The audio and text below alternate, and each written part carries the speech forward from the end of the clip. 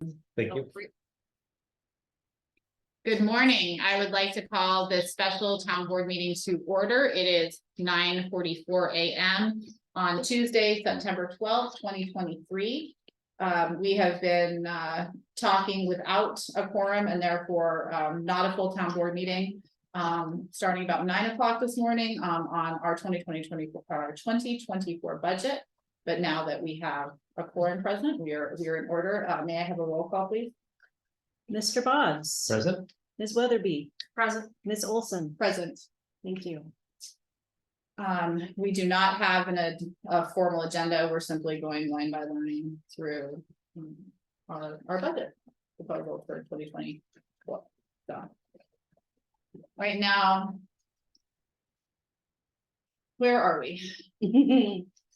So we can get to Michael up on location. Looks like he already is up. Sure, yeah. And Michael, maybe once we're done with the B fund, we can talk about we can circle back and do the big Okay. picture conversation. Thank you. All right, so we're on to B 1440.4 engineering and consulting.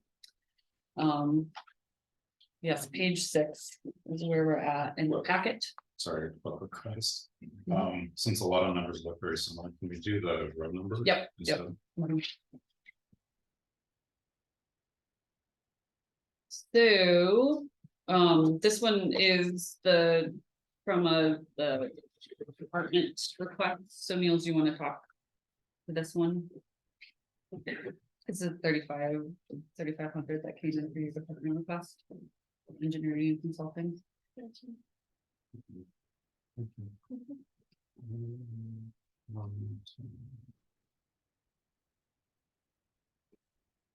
can remember. Which number? I'm sorry, are you asking about? This is line, line 10, no. Okay.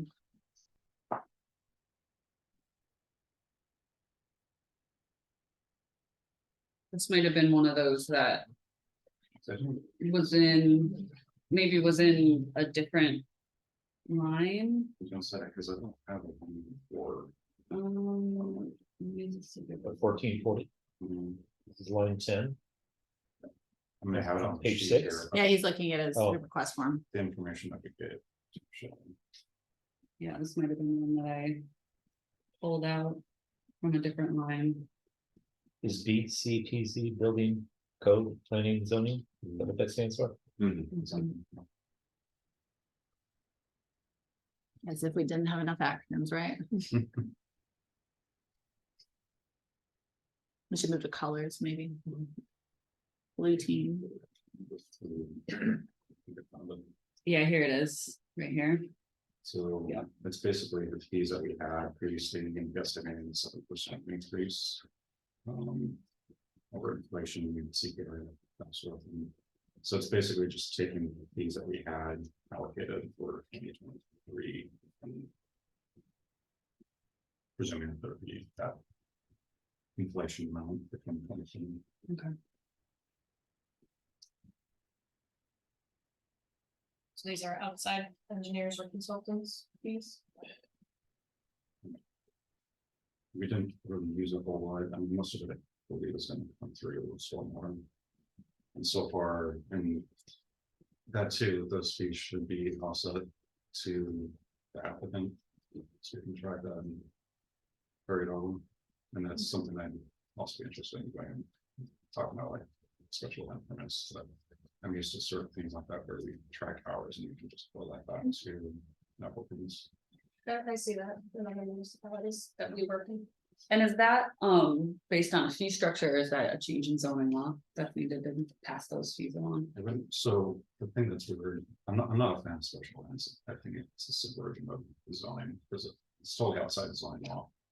It's really just under buildings purview. So I'd like to be able to bring that in back in the zoning or update, but given that said, it's not a change in the local zoning law. It would just be, I presume, Because when we're talking about fees, I mean, I don't know the implications of this, but just to be more nimble about our ability to increase them. If there's no change to any law needed, that's what my preference would be around all of it, but I don't, that's me like not knowing anything about this topic, but. You know, we have year after year, we're in a position where we need to just.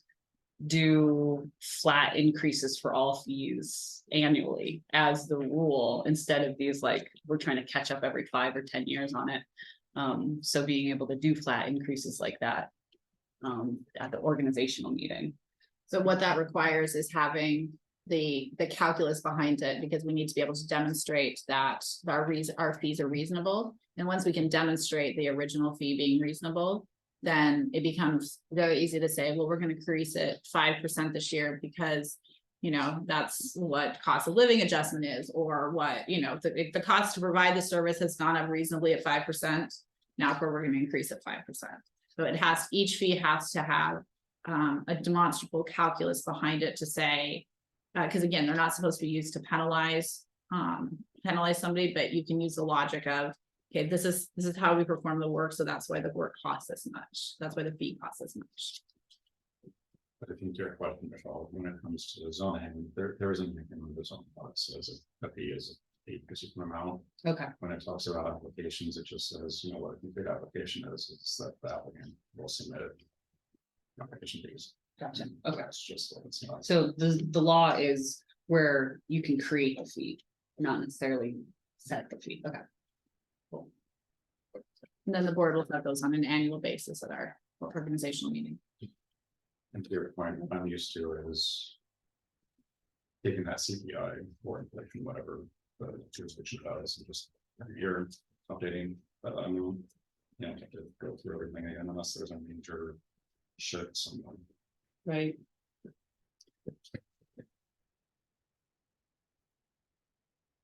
Any questions about the engineering consulting? The next is the contingency account and the employee benefits contingency. These got separated out last year, in an effort to be more transparent about what was in the contingency. This 20,000, is basically, we're looking at maxing that what was budgeted this year out. It's not represented in the end of year projections, because how we're maxing that out is through the attorney line, which is already represented up above. So to not be redundant with the calculation of appropriations, and I can say that in a different way if anyone's confused about the way I said that. But essentially for the 2024 budget, we will be appropriating fund balance. We're offsetting contingency amounts based on fund balance. And that's based on the fact that in general, so there's only two funds that can have contingency, the A fund and the B fund. The A fund, the logic there is that we don't want to be levying taxes against contingency. We don't want to levy taxes against what ifs, right? So same thing goes here with the B fund, that when we have fund balance, we will be using it so that we're not, you know, adjusting revenue based on what ifs. So as a reminder, that employee benefits contingency, that also, this B fund contingency can go to the DB fund, the highway fund. So these, you'll see this in the A fund, also the employee benefits contingency. This is in the event that somebody adds a family plan mid-year. So that's what that essentially is savings for. Big picture around ensuring that we can afford the health insurance that we provide based on our personnel policy. The town should never be in a position where it's flat-footed on somebody changing their health insurance needs as an employee. So that's the backup on that. Any questions with those before we move on? The traffic control CE, this is actually something that, you know, we increased a little bit. And I'm not sure if that year to date is accurate, but this is based on a request from Carissa. These are the green address signs that go out in front of everybody's houses that we are required to provide. It's a emergency safety. Consideration, Chris said, Another unfunded mandate, however. Yeah. So it's not. luckily it's only $280 or $300. Well, I don't know that it's a mandate, it's a recommendation, Okay, basically by, I think basically the board and emergency services, but I don't think it's mandated. But, the current vendor that we're working with, has not been super on top of it in invoicing us. Hmm. So. But that's probably a good. Okay, so 280 is probably. Okay, so my question would be, can we charge the property? For that? Is that being created as a subdivision or some kind, I mean, like properties don't just appear. Can we make that part of the new address? Can we I put a don't know new why we address fee in? couldn't. Yeah, Yeah, that to me seems like that's Yeah. not the taxpayers should not be paying. It's like, that's, Mhm. it's there are Yeah. costs associated with establishing the Yeah, and property. I think they're 10 or 15 bucks, really, I was gonna say, I'm surprised it's not mandated. I mean, I'm used to it being required because it's for emergency services, but then when someone requests for a permit or they get a new house or whatever. The jurisdiction just carries that fee over to them, to the property owner. So we need to add that to the organizational meeting. we've got a little dorky notes going. You do? for- yeah, and I guess that's also related to a discussion about, who's doing the addressing. Yep. And right now it's me, but I think it makes more sense for it to come out of building and zoning, and or move to the county. So- Yes, I think it will eventually move to the county, Yeah. but at the molasses speed, the county seems to be moving in regards to this subject. I would think that, potentially Phoebe's, if Phoebe decides to have children, maybe Phoebe's children will see the, we'd see the fruits of that labor. It's been a very, very slow process. I think ultimately that's where things are going, but I think it's right. In fact, I talked to other municipalities and I believe at least of the, not every, Yeah, I not think we're the every. only one. You're the only one that's at least of in the the, clerk's office. yeah, the ones who I talked to. within Yeah, it doesn't regularly. make a lot of sense since it's kind of fits in with everything that they're doing. So, that fee should really be a new fee that's added, a new cost. And if there's any work associated with providing that sign, other than the sign itself, like reasonably, you should add on $5, $10, whatever the staff time Yeah. associated with ordering the sign, providing the sign, like that's all factored in. And if it's a new address fee, how much time do you think a new address takes you at this point? 15, 20 minutes. So not a huge amount of time. Okay, to move on. These next few lines are PS lines, and as Michael missed at the beginning, we will be changing the increases from 4% to 3% based on the new tax levy pressures we received last night. Through the form of the fire contract. Michael, we can talk about it later. So this is the awkward point where I will be switching the PS lines, but I'll do it. I'm gonna do it after the session. So one of my main questions here is for the enforcement officer PS. The end of year projection maxed out the budget, and I just want to check on that given what the year to date was for August. And additionally, I'm just curious about how many hours a week we should be budgeting for 2024. Just so I have that number correct. I'll need to circle back and make sure that that's correct.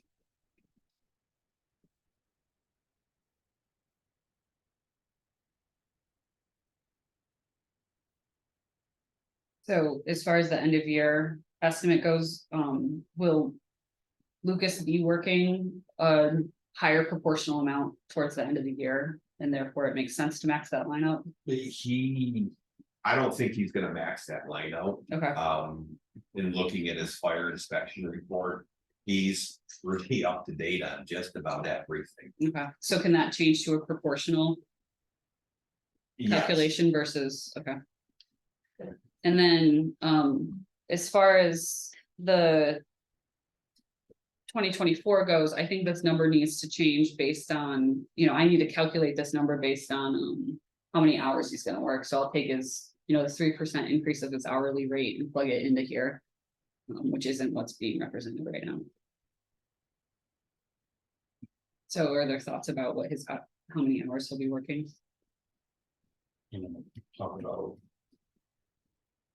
Tagging him into doing inspection and other smaller things like that. So. We've started, Niels and I have started conversations and I've started broaching the subject with. Lucas on bringing him more into the fold, not just in our fire inspections. But when it comes to enforcement issues. For building code violations, exterior violations, zoning violations. He can do that through New York State. He's a BSI, building safety inspector.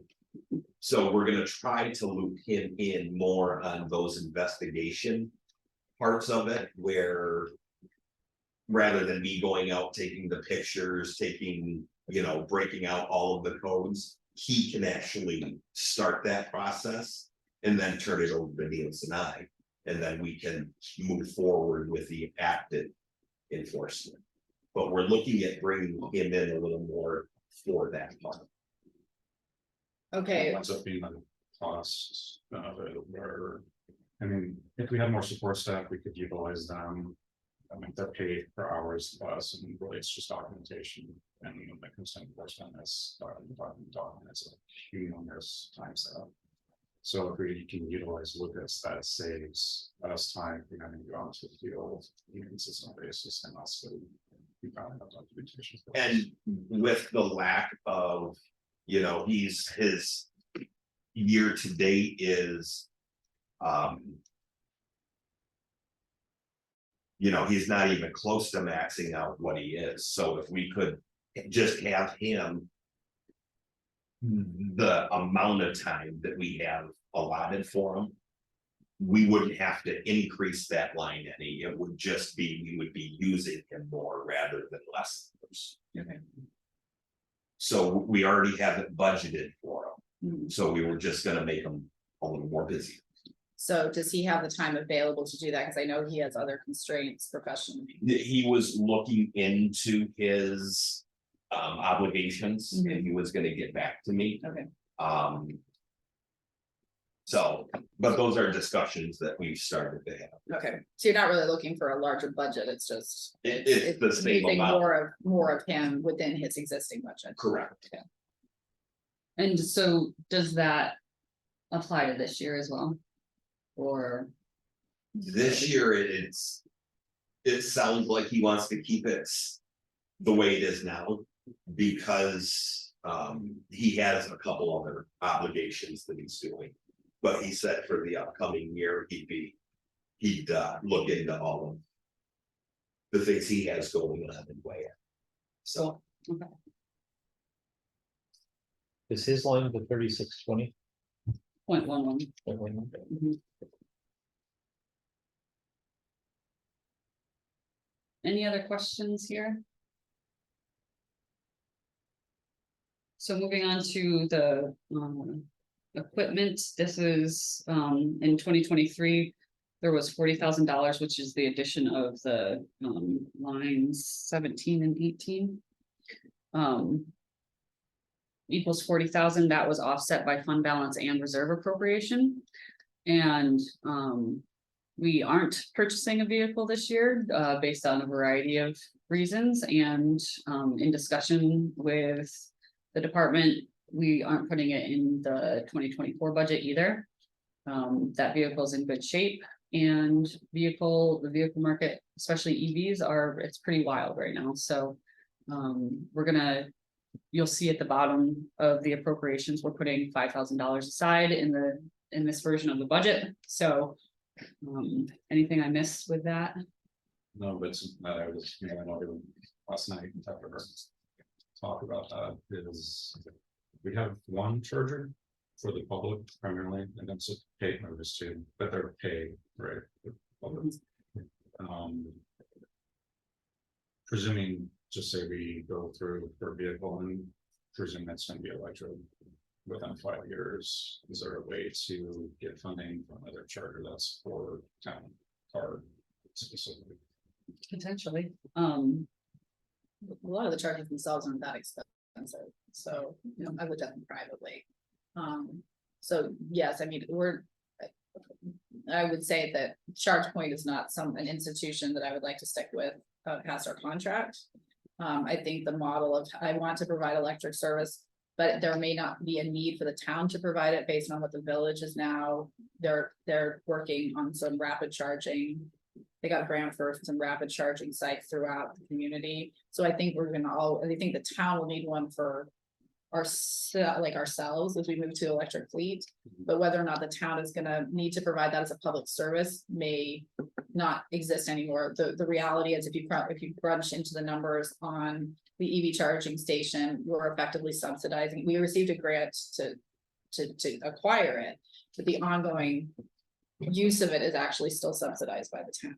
And there's no way to get out of that because you can't drive more revenue, right? Like we don't have the control mechanisms on the revenue. So what a lot of municipalities are now going to are contracts for, we will give you charging company station space, and you will pay us a percentage of profits. And I think that's a better model to go to simply because this technology is changing so rapidly. It's not like you buy a charger and it's gonna, it can serve the town for 20 years. It's not that kind of technology. So moving in that direction, I think is probably a better fit for the town. It's also frankly costs staff time to manage issues. Chris is dealing with it just today. And again, I think that it was not a criticism of doing it in the first place. I think it's important for municipalities to help push forward this new technology, but I think we're gonna get to the point where it's not needed necessarily in the same way. We do have the ability to increase part of the fees. We do, but it's one of those things that it's like, you can charge $100 an hour, but is anybody gonna use it? And now you don't, you're still paying fees out because we have a service contract and things like that. So yeah, you're right. We have some flexibility, but it's only what the market will bear. And what we can, what's reasonable, so. The only other question I have on the document is, given the discussion we had earlier this morning on not offering a safety net, so to speak, that's kind of how I heard it. Are we going to be able to push aside, on an annual basis at 5,000 or whatever, just in the eventual purchase of that car, because I can be a problem. yeah, so. Yes, short answer, yes. Right now, there's about $19,000 in there. That is in an investment account, so it's gaining interest in these wonderful high interest rates market.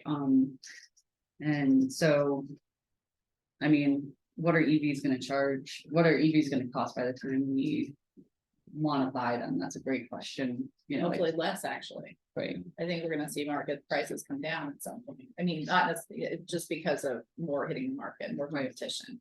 We're seeing an artificial increase in shortages in some cases. But I think to that point, we're gonna be looking at the town, while the town has lost mortgage tax revenue, we've gained investment income. They don't offset each other because again, the income for different funds, that investment income only can go into that fund. We can't capture it and reappropriate someplace else. So the car right now is making money. So it might not be that we actually set aside appropriate fund balance or the savings left over from this year to a reserve, because that reserve is actually growing on its own accord as an investment.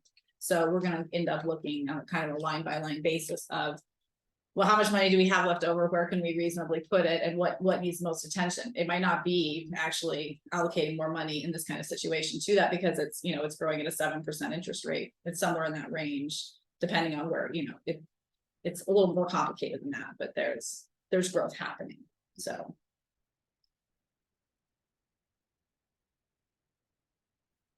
All right. And the next line has grown quite a bit. And one of the things that accounts for that is that we actually haven't ever budgeted for vehicle maintenance. That's one of those things that always came out of contingency, so we're actually budgeting for vehicle maintenance now that we have a clear plan around all that, so that is part of the increase there. I'm also seeing that the end of year projection isn't in here, so I need to get that from you again. My guess is that you just did the budget, so I'll just do that. So let's talk about what's in the CE line. And yeah, if there's, if you can make some comments about what was not in last year's, that's in this year's anecdotally. I think I have. I can Line check. 19. Yeah. Yes, I have a question about that.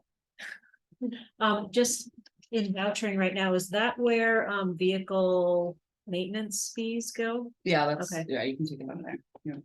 Yeah, 'cause we just got the bill. It was less than I was for, and it was. And it is accounted for in the contingency line, just so you know. That's in there for end of year. So what 362 will come for is the vehicle maintenance. It's got Mark's travel professional thing that you do with Lavella, everything then. Cellcom. Code enforcement office. We. Kind of with the car, and which you'll see with computer technology, which we'll get to in a little bit, is requesting $1,000 for municipal training software. That's another big picture topic that the counties were doing. With their consultant is maybe finding a way that all municipalities can hold that together, but until that happens. And have no idea how long it's gonna take. Suggesting that we put in $1,000 just. Either we go on our own or that'll fall by any system or system everyone decides to agree with. And on that particular topic, that seems to be one thing that I think. Well, most people are in agreement with. There's one outlier that likes. Recreation a lot. Which one? Yeah. Interesting. There's No, something to think about. it's, Cayuga Heights. No, Yeah, oh, he's a big proponent to the laser fiche. There's also about, say, 2,000, and that's probably what the biggest part is, for an upgraded computer for Mark. It's kind of like mine, I've worked with a computer that was from 2015. Several issues, many issues, and Mark's is well past. Replacement time periods for everybody, so, and on top of that fee is also a plan that looking. At every 5 years, the department would upgrade to current technology, so we don't have the issues that I had when we came on board.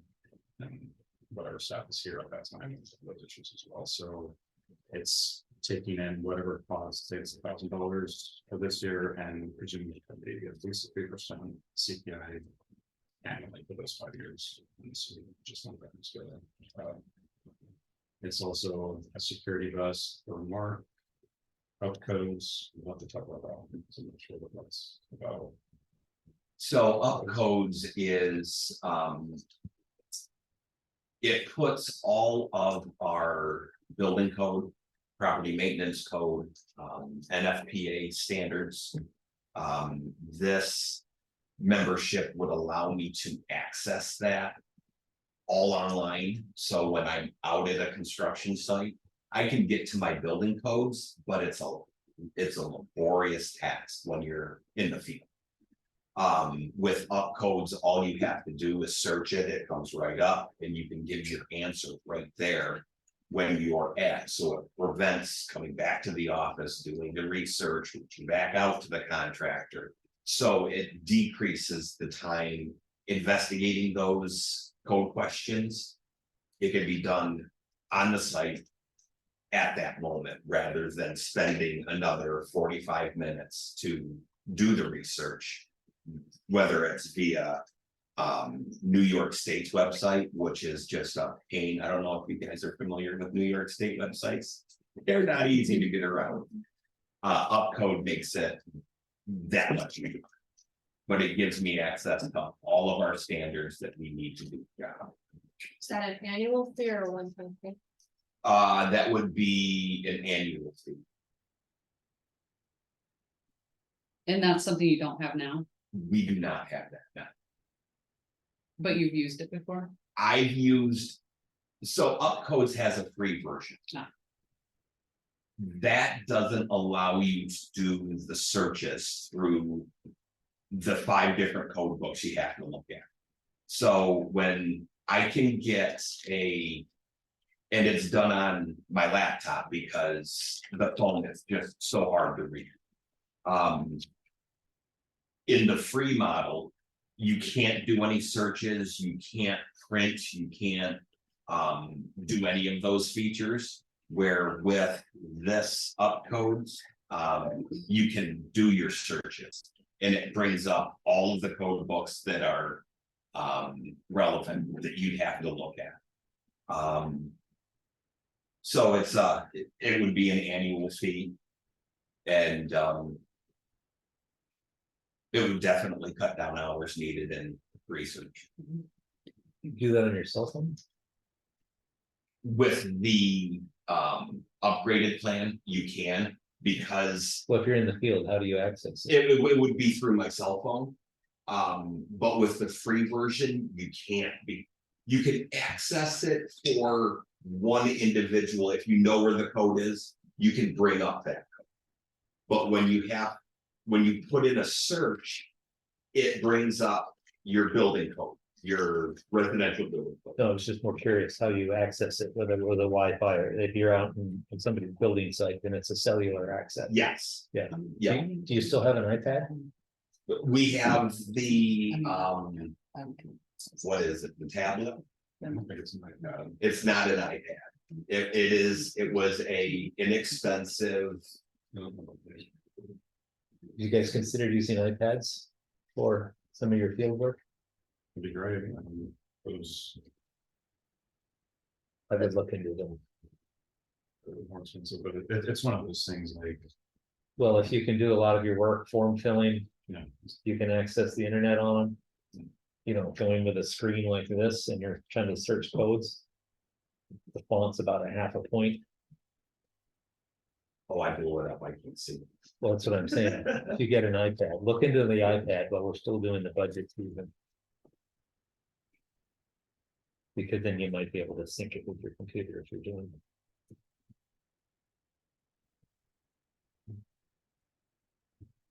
we may look at that the next year. We might struggle with what we have for the next year and do research on that for next year's budget then. Yeah, just ask your cohorts how they're doing it. Well. Yes, having an iPad or something similar is very helpful, especially when a jurisdiction has install software, because you can sync directly so that you don't have to come back. Quite there. Or collectively, except apparently QA Heights hoping to go there. So, the difference between the travel and professional development in these 2 years is a big jump, and I'm hoping to talk about that. New York State adopted in 2020 the ICC 2018 building code. New York put in special provisions to make it a New York State code, but it is based on the 2018 code. Since then, ICC has put out a 2021 code, and they are in the process of finalizing their 2023 code. In our last development training sessions, we were informed that codes in New York State will be changing, and they will be changing drastically.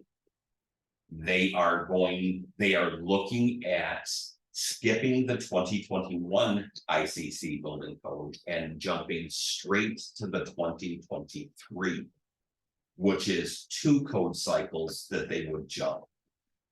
Essentially, what it does is it puts New York, or NYSERDA stretch code to shame. It is that much more involved and energy efficiency. And the way construction is being done is gonna be changing. So those professional development costs still includes my Flabota conference, which gives me my 24 hours of research Best every year. acronym ever, by the way. Flabota? Yeah. Yep.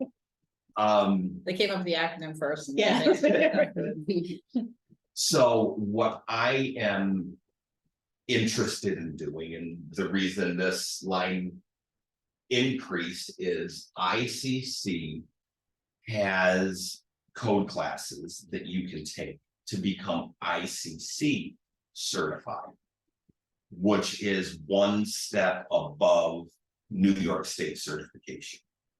It allows you to be able to enforce the International Code Council's codes, which New York State codes are based on. So with the jump in 2 code cycles, it just makes sense to go right to the people that write those codes and develop those codes for the training. And those, that increase is to help me do that, because it does cost money, The classes do. the classes. Are they online or in person? Online. Do you think that this is a big question, so don't expect, I'm just curious. Based on the changes, do you think that that's gonna decrease construction? Because of the increased standards? No. Nope, there is always gonna be construction that is gonna happen. And this last year shows, for instance, the amount of money people are putting out. This year to date, we have 52 permits, okay? Doesn't sound like a lot. When you look at the cost of those permits, it's just shy of 4.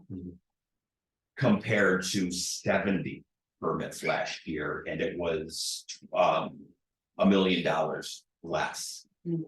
Compared 70 to 52, the price per permit, when you average them out, like $10,000 difference. And it's amazing, and that's all new technology That's all that is with the being new put code. into these homes, is what's driving the cost up.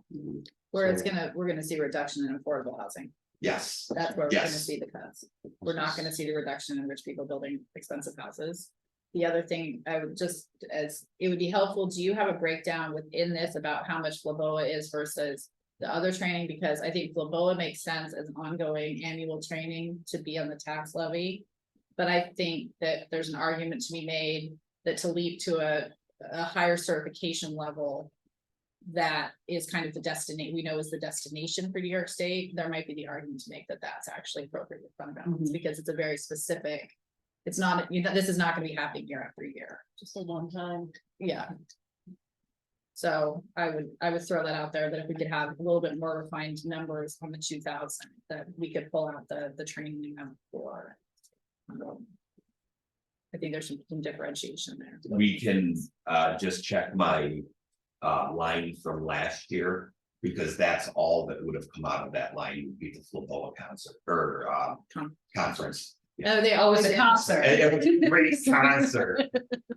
Is that the one that's always in like Rochester or Yes. Syracuse? Yeah. Yeah, that's the 3-day in March. We get all of our certifications done in 3 days of my expanding knowledge. To your question, Michelle, corroborating what Caitlin said is Washington State and jurisdictions went through something similar 2 years ago. Construction did not go well, even through COVID, like everything increased. It's hard to frankly say that it, developers just carry that cost on, but of course, that's what they did. They just carry the cost on. There's a lot of piping, of course, that they had to do it, but they did it. And then, yes, housing got a lot more expensive and like crunch on affordable housing. So government and other nonprofit sites have been to ensure that there was affordable housing. That was, The market doesn't necessarily provide it. Well, and New York State's trying to incentivize it, as you likely know. But it seems wildly confusing to me. Okay, just as like a broad question, you know, I'm gonna take. The computer and the. ICC training and. Offset it with fund balance, but is there? Because of the jump between these 2 years and given the conditions that we're in this year. Is there anything that you could see, any reductions in this that you could see that could help us out? With this, in this line. And this isn't a question for right now, it's just like, think about it and let me know if there's anything that you can do to. Tighten this line up. Is that municipal permitting software one time? That would probably end up being an annual fee, isn't it, I guess. Does it seem does it seem likely that we're going to do that in 2024? No, I would be surprised if the county acted that fast. I know building officials have been talking about a unified building software since I came. Yeah. And it's always a 2-hour conversation that goes round and around and around, and it's just a circle. yeah, All right, well, I'm gonna, Give me the exact number. The letter number that you're talking about, just so I can. 3624. What, are you still 30 hours? 35. So, what I'm gonna recommend is that we take that 1,000 out and put a note in for, 2024. You can pull, just put in for Mike LeBoa on my professional development. Because I developed a very good friendship with one of the individuals that does a lot of our code training at our conferences. And he actually has a code college that he teaches at. So I'm in the process of talking with him, and he offers ICC certifications as well. So I'm gonna see what I can do through him. So just put in Mike LeBoa and I can get better numbers on any other professional development today.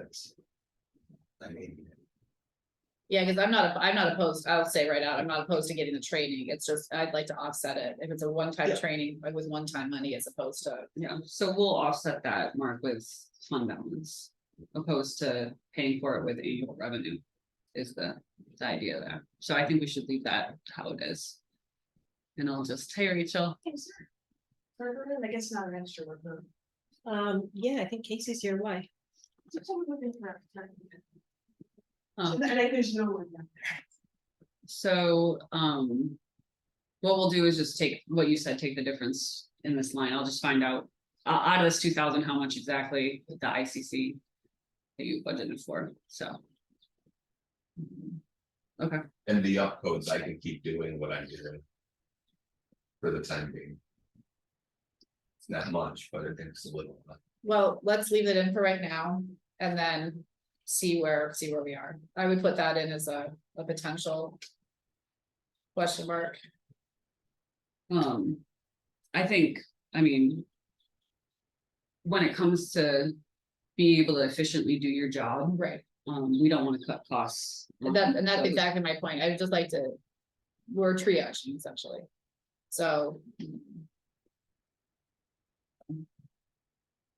I don't wanna, you know, if it's gonna.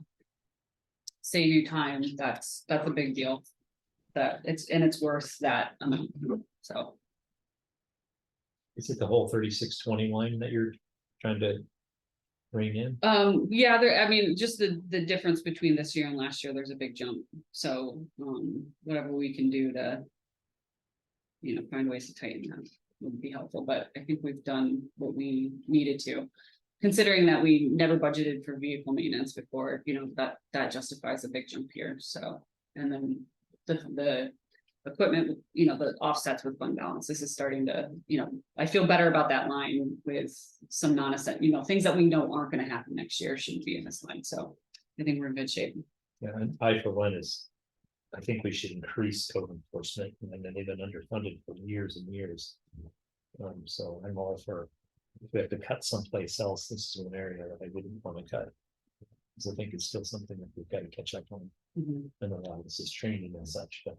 Yeah, and it's just about the slow walk of diverting sales tax over the, you know, over the next few years, we need to start pushing more and more, a higher proportion of sales tax to the B fund. And the conditions this year aren't allowing us to do it at the proportion that I would feel good about, so. For some context, before you got here, we also talked about is that, we haven't gone to that part. We are increasing, we're proposing a permanent position. For administrative support. That has never previously existed until partway through last year. That's been very successful. And so that's a way, to be perfectly blunt, it's better to pay for admin. Admin is not the place you should cut because. That admin work has to be done by somebody, and it's more affordable for the town to have Mark doing as much.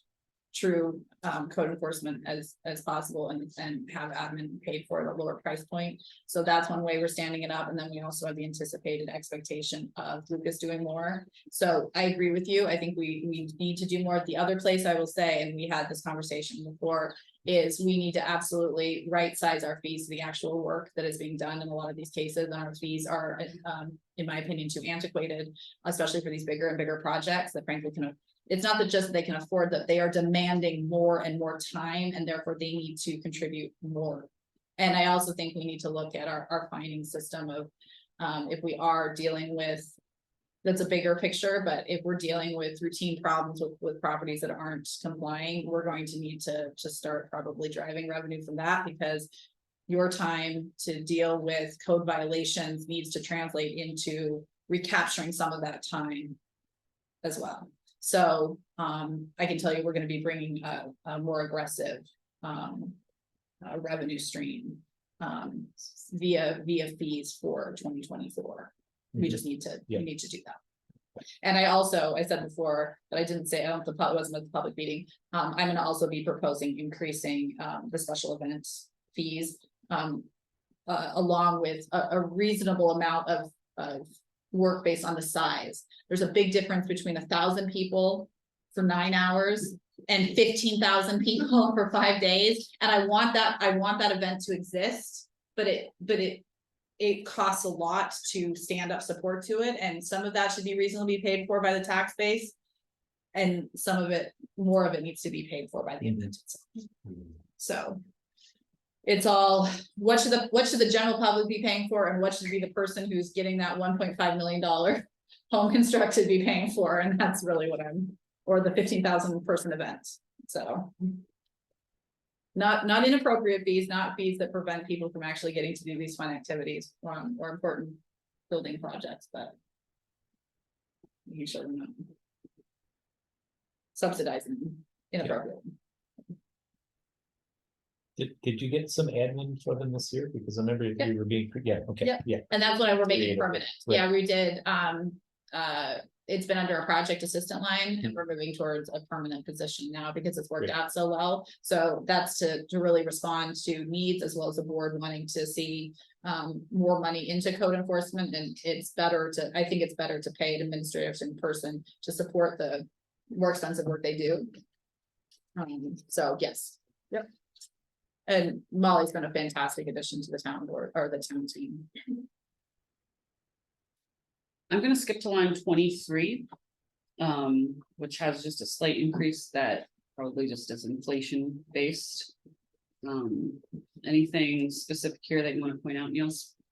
I think that was just me guesstimating 7%. Yeah, it's up on the sub budgets now up there. And of course, it's not in the same. You have to crosswalk 2024 and 2023. Sorry about that. I didn't have time to do it, but Thank you. So yeah, part of it too is public notices, is guesstimating increase next year for additional work. We saw like a 400% increase, so last year for the planning board. I'm not presuming it's gonna be that same increase for next year, but I would still expect to see additional workload. That's part of it. That process is noticing, but it's also should be captured back. In our captured fees, because those, that there's a way I believe that we can charge the applicant for the same fees. I don't know exactly what we're doing right now. I was gonna ask if those, like, if it's a. It's a public notice about a public hearing for a specific project, or is there a way to put that fee on them as opposed to like a public notice about a contract, which is more like internal? I think there are ways you can improve that. Would you say from this, what percentage of the notices you're doing are more generalized, which the taxpayer should pay for versus particular to specific projects that are being requested? Majority is gonna be project specific.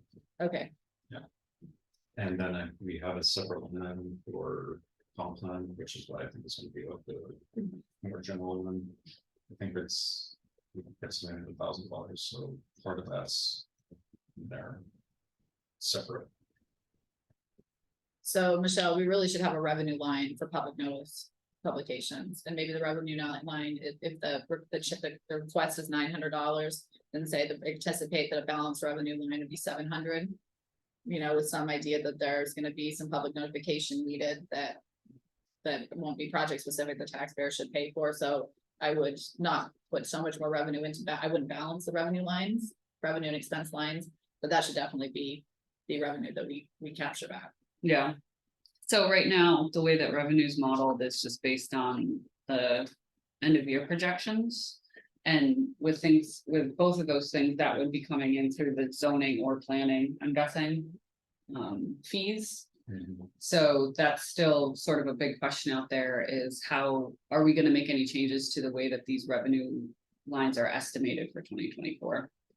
That's still my question. Well, so we had already talked about permitting, all the fees going up 10% was the anticipation from last organizational meeting in 2023. The expectation was all those fees were gonna go up 10%, so there could be an expectation of a 10% revenue increase.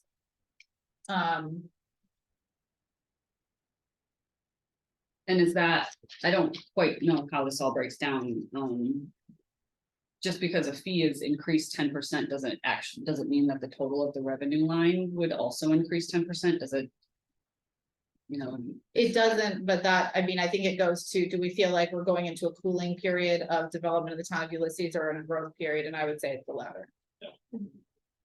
Especially because in addition, I'm not gonna raise, I think you could jump 10% and we're gonna jump fees more than that. There's no way 10% becomes sustainable anymore. So 10% I think would be conservative. Especially if you're talking about a new revenue line of, or an essentially a new revenue contribution of passing on fixed costs. Fixed costs that are project specific should be 100% paid for by the person triggering the review. If it's a public notification, they need to pay for the public notification. If it's a contract review, they need to pay for the contract review. In the same way we did that with when we had a property owner who wanted to join the water district. And they paid for attorney fees up to a reasonable point. They paid for the engineering costs. They had to pay for the taxpayers Water District 3 didn't pay for that. This was borne by a property owner wanting to connect legally, already part of the water district, but needed to go through the process of actually getting the lines run across. We had to go through that process of getting an easement and all of that. The property owner paid for that. That's appropriate. Water District 3 didn't trigger that need. It's property owner did. So the property owner legally wants to do something, they need to be paying the costs. That is progressive, not regressive. So do we want to talk about revenues, or can we circle back to that when we get through here? I don't wanna. I would suggest that we anticipate a minimum of 10% increase. I think that would be conservative, and I would prefer to go in conservative rather than. Okay, so for instance, zoning is already modeled at a 50% increase. Because it's based on the end of year projection. So. I would say whatever the end of the year projection is, it's 10% above that.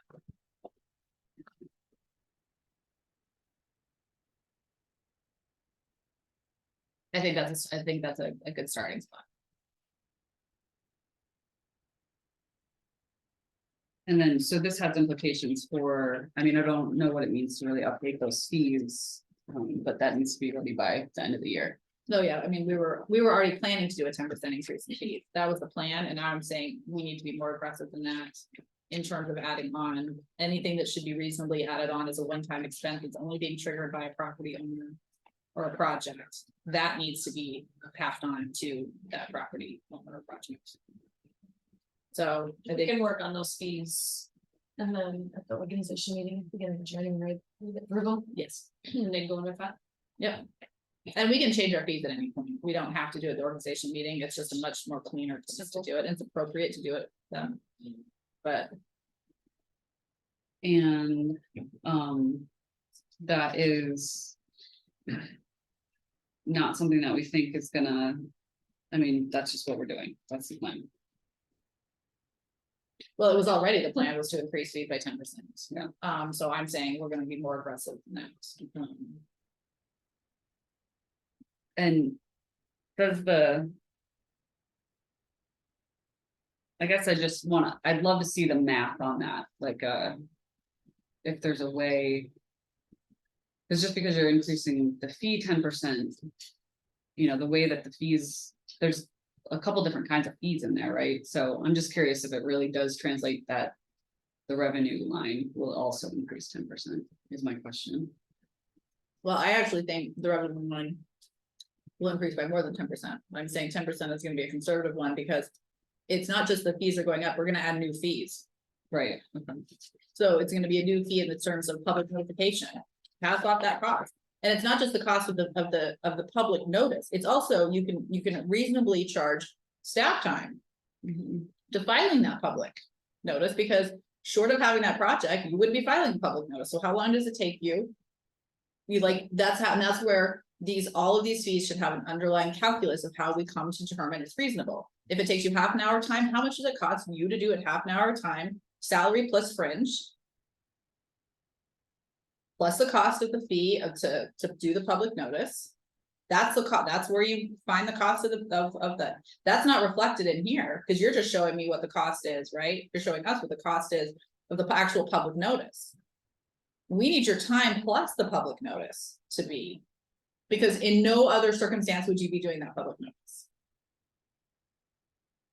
I'm all for that logic, but No, I worked with the attorney on this, because we're setting up a new fee in the Water District 3.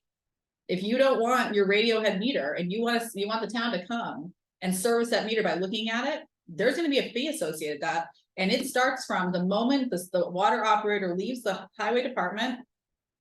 That clock is ticking to when they go to the property, they read the meter, they come back to town hall, they do any work necessary, any of Chris's work necessary, the wear and tear on the vehicle and the amount of gas used. There is a calculus that goes into that. That's all we have to do is demonstrate it. And that's how we resolve to a reasonable fee, because in no other circumstance would that operator be going on doing that work. It's being triggered by an individual wanting to have something different than what everybody else in the district is doing. That's fine. But we can reasonably, it's been determined in New York, we can reasonably charge for that service.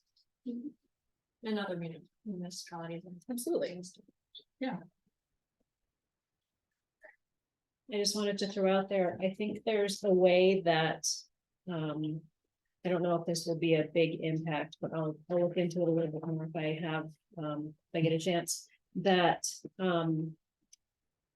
the clerk's office can provide an affidavit of posting. I'm not sure what the cost is per notice, and if that would be cheaper to do it that way you're talking about law for legal notices, for publication or for posting, because for publication.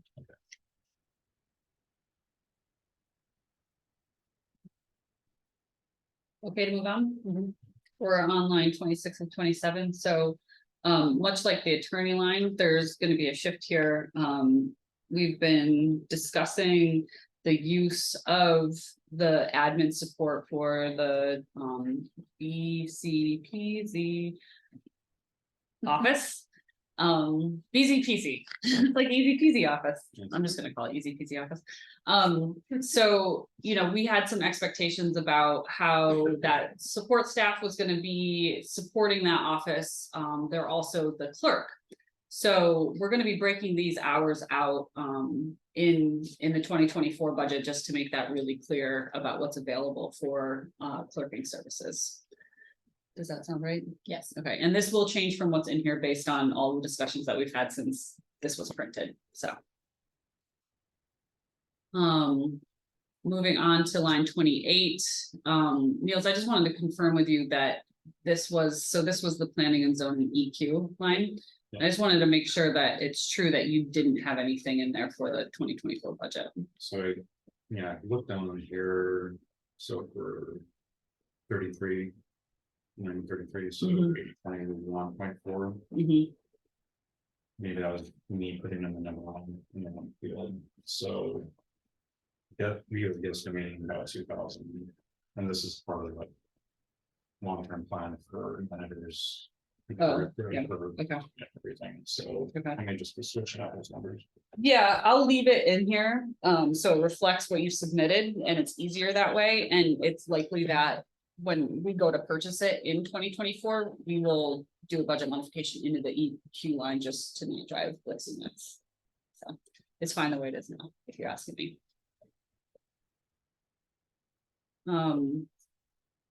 Okay, so I'll just make a note that. All right, and then we have the planning CE line, which has slight decrease in it, which has to do with, there was a comp plan mailing, that was put in this line, and that's been transferred to, we now have a comp plan CE line, which is the best historic way to track the charges associated, the expenses associated with the comp plan, so. Anything specific you want to say here about the planning CE line? Okay. Any questions? For that? And the comp plan CE, this is based on you know, what we're guessing.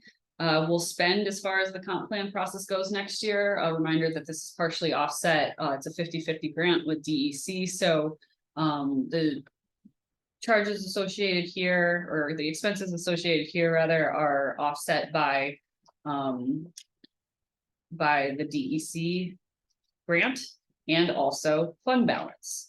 Fund balance is one of those things that you know, the finance committee is slowly working their way through the fund balance policy, and the B fund is not allowed to have reserves associated with cyclical high costs of planning documents like the comp plan. And so the plan with our fund balance policy, if all goes well, is that we're going to be earmarking fund balance, and gradually, you know, like year one is 5,000, year two is 10,000, or whatever the number is going to be, that we're saving up for those cyclical costs associated with those planning documents, and or having annual expenses associated with updating them on a more regular basis. So just some thoughts there. Niels, anything you want to say about that line? No. And you remember that I put the cost of the mailing in that from what you submitted. Okay, great. And then, so we've got a couple PS lines that we've already discussed about the 3% versus the 4%. This planning internship, we're going to be planning to max that out at the end of this year. By you know, that'll be transferred to Molly's line, but not funded again in 2024. And then we're at the planner CE, which is line 33. Let's see, there's a bump here. And Niels, this is the Part of that was fine for upgrade computer monitors. It's also a carryover from previous request, I believe from John for. Professional development. I didn't utilize that this year, I don't. Have any plans necessarily. But, so that could be something that if we need to find something that we could. Get there. Cause it looks like you have building and code in here as well as that. Did, So, that seems like something that is a mistake. That probably could come on, right? yeah. Okay. So I can just remove that. Because it looks like maybe that was a copy and paste error on my end or something. And then the only other thing there is the. ArcGIS software and stick membership that we need to do, adding the basis. Right.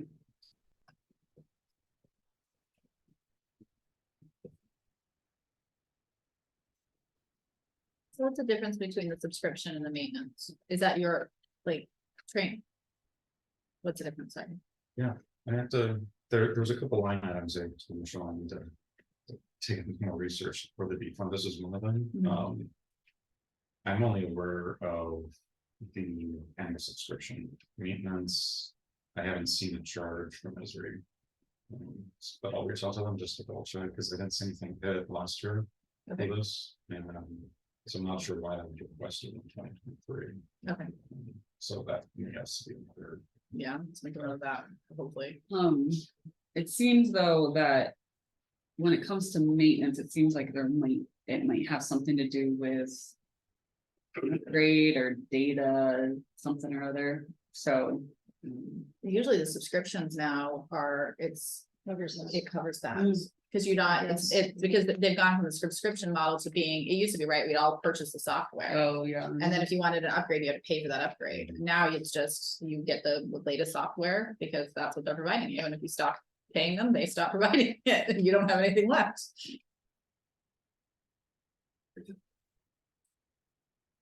The PC for the monitor and computer. Mm-hmm.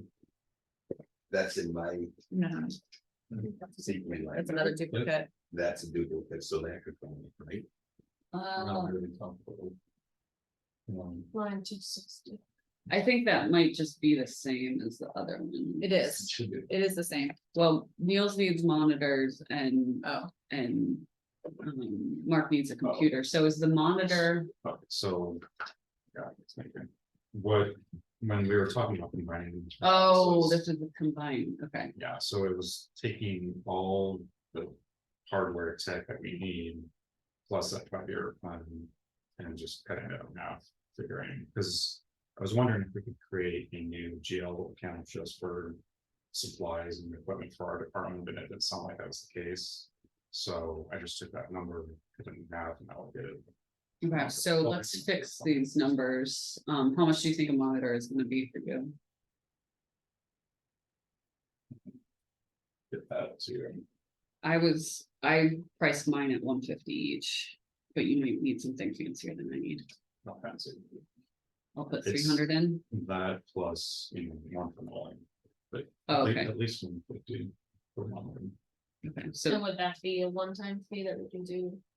potentially, yeah. So for you, Anne Molly, see, I need to get the hang of this. What can we pay for out of what? and then as far as the one that's in Mark's line, so you said 150 each, makes sense? Okay, and then as far as what's in Mark's line, what are you thinking as far as a new computer for him goes? I think that was set at 19. 19, I think is. A good number for Okay. computer and. Okay. And safety or whatever you call it. Yeah. Insurance. Cool, well, that's helpful there. Very helpful.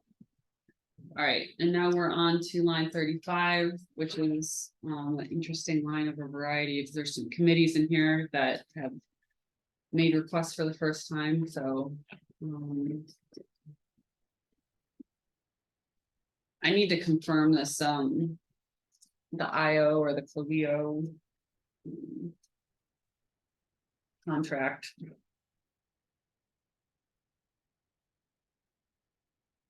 I just put that in there, not knowing exactly what it was. But, this SWIP review is from Niels, the TC Stormwater Coalition dues is just a slight increase. The Water Source Protection Committee. I don't think I got the acronym right there. Requested $1,000 for the cost of 2 public events. What's the money gonna be spent for? I'm not sure. It was just an email saying $500 each for public events. Michael, do you have an idea of how we would possibly be spending $500? What else? I think we were Related to talking clerk. yesterday, that would be this year though.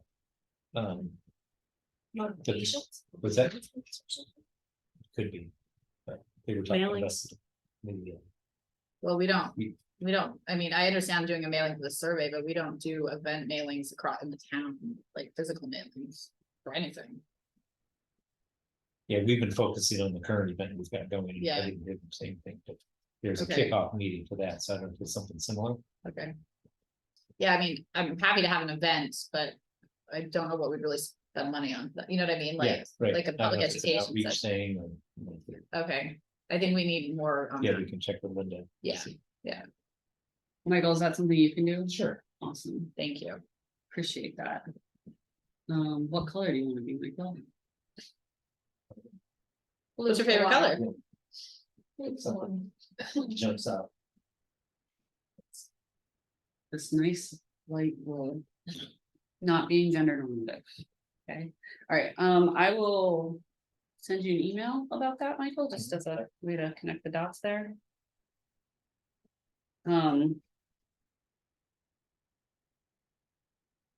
So, and then there was a $1,500 request that came from the tree committee. And that is broken out here. $400 for an Arbor Day tree planting, $900 for the Citizen Pruner Program, and $200 for the Food Forest Program. Is that similar to the request they've had? No, actually, this is the first year I nailed them now. So. Before the expenses have been unbudgeted. What is the citizen improvement program? Let's see here, I can pull up his email. It's Andy.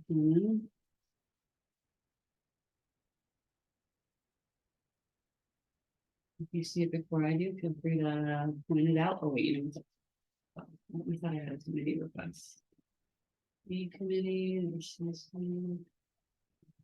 tree committee. All right, this is his email.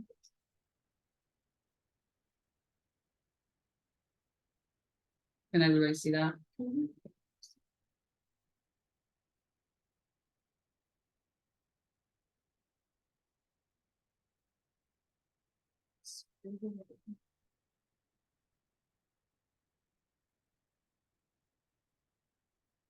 So since this current program is with CEE. Looks like it, yeah. Where did they find the Arbor Day trees? Was that on public property or private? Where did it end up this year? By the statute, right? Yeah, it was where the statue of the guy laying down is. The Tagak giant Yes, replica. thank you. I couldn't think of this one second. Talking about Jay. I thought that was, it wasn't a replica, I thought it was the actual one. No, It's a replica of it? yeah. Not the actual one from 18, whatever. And last year was the farm for fairgrounds, right? Yeah. Yeah. 2 years ago, it was the fairgrounds. Yeah, Peggy, you were gonna miss that one. Yeah, Is that Arbor Day still on? they did it for Arbor Day. There was. She. Yeah, did Rotary Rotary did do it. that? Rotary did that. Yeah, that wasn't, or like the town participated in, like I spoke and. Like there were tree people there. But it was really a Rotary. tree people. I love calling them tree people and bee people. This makes me happy. So these are the details that were provided. I'm just curious, what, do we have to pay CC, ETC, or are we paying people, paying actual pruners? What did he say? He said, we also heard a proposal from Extension to facilitate a citizen pruner program. So this is a training, it sounds like. They train citizens how to. Our citizens? Cause I don't wanna pay for Lizzie's citizens to learn how to prune, I'm sorry. Yeah, this is the tree advisory committee, so I'm assuming. I don't like how you picked Lansing too. What I thought of off the top of my head, no, but I'm still answering. For the record, Elizabeth Emery would like to state that she. Lansing is awesome, but I do love. doesn't want to pay for their citizens to take a training. I think we would need to we would need clarification that that's actually a good program being provided in Ulysses to Ulyssians for helping Ulysses. Who wants to follow up? Cause I don't have time during budget season to follow up with committee stuff like this. Liz, would you have time to shoot me? What color do you want? Whatever. Alright. I'm gonna Forward put, that email to me. yeah, I'm gonna put all town board things in blue. Okay. Thank you. Yep. All right, and with that. Oh wait, we should probably just look at the rest of this here. And then the sustainability committee requested $550. And I do have an email about that. Or no, it's the actual document. I don't think I have any other details than what's on here, but there's actually quite a bit of details on here, so. Looks like some events, just some, some funding, some small bit of funding for events. And this is a little bit of an increase, but, oh, it looks like there's 20, I guess, we need to clarify with committees that they're not making requests for 2020, the current year. But I'm guessing that this is, source of cost estimate is how much it costs for those events. Gotcha. Okay, yeah. So. Cool, yeah. So this looks good to me.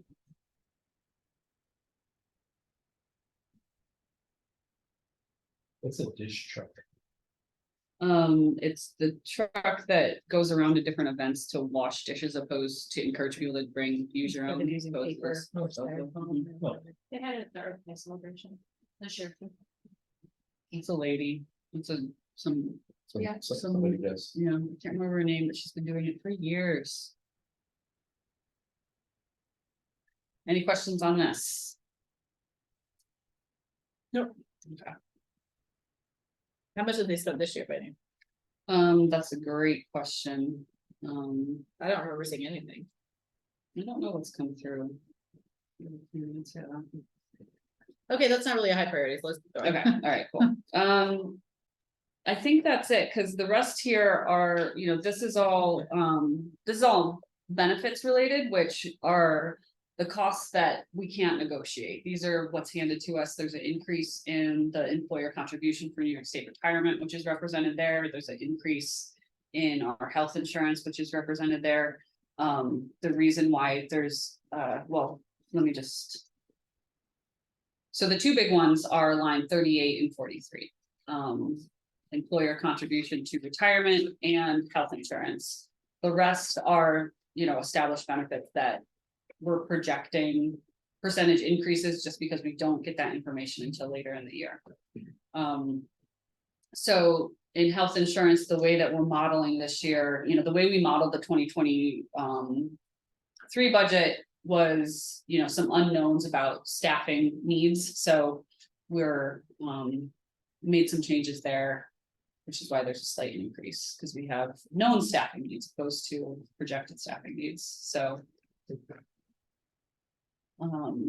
so yeah, in like line 41, that's a 29% increase, but it only represents $224. So like I said, these are all projected at this point. Did you say health insurance went up? Health insurance did go up. This looks less. It is because, when we were modeling the 2023 budget, there was projected staffing employee.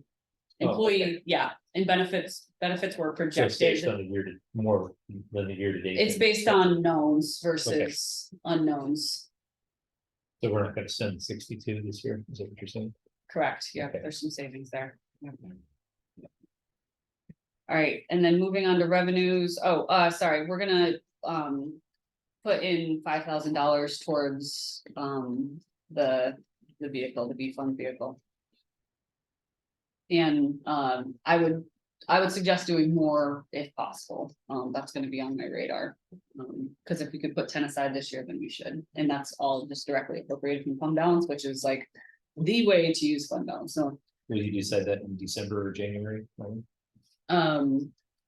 Well, yeah, I'll increase that if we can afford it, essentially, Like December or January? Okay. of next year is when we'll actually, Oh, okay. Yeah. Well, you might be able to. Or understand here, you might be able to. I don't think so. Based The on the way, end of the yeah, year projection. yeah, I'm not for this year, I don't think. So we've talked about revenue a little bit. Like I said, I'm trying to do more, push sales tax more and more to B fund. We're not able to do it as much as we were this year, as we discussed earlier. So we've already had that discussion about doing the 10% above the end of year for most of these lines. The one thing that I'll point out is line 59, the interest and earnings. This is a little bit confusing. The end of year projection includes the revenue that will be going directly into the reserves that are invested. And there's a really long reason for that I'm happy to explain if anybody would like. The 2024 number, that 5,000, is fund balance interest only. So we can get into that if anyone's interested, but in light of the time, we still have the fire and EMS funds to look at. So I'm gonna suggest that we don't go down that rabbit hole of fund balance and interest in investments, so. We're not planning on appropriating any reserves in this budget. And I will be updating that appropriated fund balance number, as well as the appropriated fund balance number that's represented on this. This number will change right here, this 97. That'll change, that'll go down a little bit based on the conversations that we had today. So. I'm going to take a bio break. Thank you. I'm gonna just see somebody.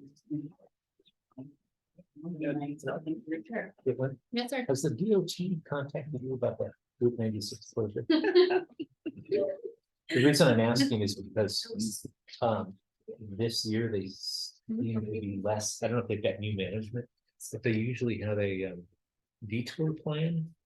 And I know over by campus, they did not do a very good job of the detour plan, so. Do you wanna take a break? Yes, I think we should take a break. Oh. And yes, wait, and let me say something. okay, welcome back. We took a little bit of a quick break for facilities and snacks. We are back. It is still, it is about 11:15 on Tuesday, September 12th, 2023. And the town board does continue to be discussing our budget plans for 2024. So the public is aware, in about 5-ish minutes, I'm going to be moving remotely. We will still keep this meeting recorded for the public. These meetings are not intended to take, or this meeting is not intended to take any action. We're simply just continuing the conversation on putting together our preliminary budget. So you'll close the meeting when you leave. I will, no, because, well, I will close the meeting, but we're going to continue to record because there will be 3 board members participating. But there is not a quorum, so therefore the town board would never be allowed to take any action. There's not going to be, law requires us to have a quorum in person in order to take action. But I would like the public to know that we are behaving appropriately, as well we should be. Just to update board members here and the public. We're switching gears to looking at our fire and EMS budget. We are in the position where we have no negotiating power on these bills, and they constitute, Michelle, remind me, 37-ish% Yes. of our total budget. So these are high cost expenses that we 37% of our tax levy. Oh, it's 37% of our tax levy, sorry. So when the public wonders where their taxpayer dollars are going, the biggest chunk is to fire and EMS. By state law, we are required to provide fire service. By state law, we are not required to provide EMS service. In fact, the largest municipality in Tompkins County, the city of Ithaca, does not charge their taxpayers for EMS services. Right. So there you go. The town many years ago made the decision to provide EMS services. I think this is a conversation that we're going to have to look at long-term, because when I consider fire and EMS, we consider it as a single issue in terms of life safety. And these are increases that are unsustainable. We're looking at a fire protection budget going up 14.43%. We are seeing a slight decrease of 2% in the EMS fund line. And while I'm delighted to see a slight decrease, we were almost at 10% increase last year. So we're still, when you average those two out, the percentage increases in these funds are going up at a level that we cannot keep pace with in our tax levy. There's just no way to do it. And so these are some hard conversations the town board is going to need to have, and our community is going to need to have about what we can reasonably afford and at what level. The way budgeting works for these services is that the village hands us a bill and it's a take it or leave it bill. I have no power to negotiate much beyond a desire to have, civil conversation with the village trustees, and we've had many civil conversations. The fact is these services are expensive, and EMS services are medical services, and as anybody who interacts with medical folks know, is that those costs are rising, healthcare costs are rising, and because we have tax cap limitations, it really stifles the ability of the town to function. I don't see how we can sustain this over the next 10 years. And so I think it's a very painful conversation we need to have. Because it's challenging because there's so many different pieces that go into it, but this all gets factored into how much we can reasonably raise the tax levy by. And what the community wants long term. So if nothing else, the public should be very well aware, and I've been trying to push out that message in multiple avenues. Within my budget narrative that went out to the public when the budget went out last year. Was in the tax bills. We've talked about it before. This is not a problem, it's going away. So I'll just point out, the hard copy that you have does not match what's on the screen now, because I printed these yesterday. And then got the email about this increase. So also what's not reflected on the hard copy is the fact that our tax levy is now over by the amount of the difference between what the village gave us last week and what they gave us this week. So that's the 15,322 is what we have to cut the tax levy by in order to stay under the cap. What's the cap? The cap this year is this 1,611,285. So the other factor that, Michael, I know you know about this, but for the public's benefit also, is that the way that the village has managed giving us our bill is it used to be historically calls were based on call volume. If you had 100 calls a year, that's over a 3-year average. That was what drove the cost, the future bill. now, the village has moved us in the direction of, a 5-year transition, to, the tax base. The assessed value constituting approximately 75% of the price tag, and then call volume only constituting, call volume over a 3-year time period, that average, contributing the other 25% of the tax of the bill. So this fire MES, but we're looking at this kind of increase in fire services, over the next 3 additional budgets to get us up to the 100%. This is at the 40% value. Ulysses has the highest, assessed tax base. In of all the municipalities that participate. And so fire services are gonna get increasingly more and more expensive.